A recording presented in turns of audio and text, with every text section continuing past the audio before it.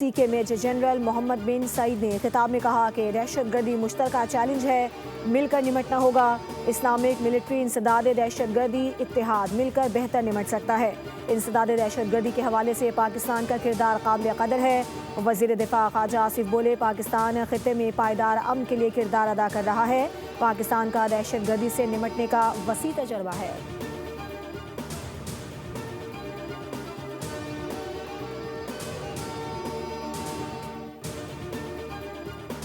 Commander in chief لیبین عرب مسلح افواج field marshal خلیفہ ابو القاسم حفتر اور deputy commander in chief lieutenant general Saddam خلیفہ حفتر کی GHQ آمد۔ فیلڈ مارشل سید عاصم منیر سے ملاقات، پاکستان اور لیبیا کے دیرینہ دوستانہ تعلقات مزید مضبوط بنانے پر اتفاق۔ دونوں مسلح افواج کے درمیان پیشہ ورانہ تعاون پر زور۔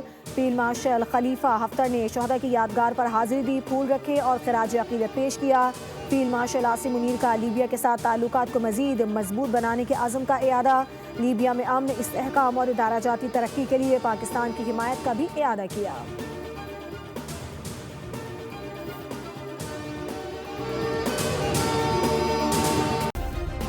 سبسکرائب کریں اور بیل دبائیں تاکہ کوئی خبر رہ نہ جائے۔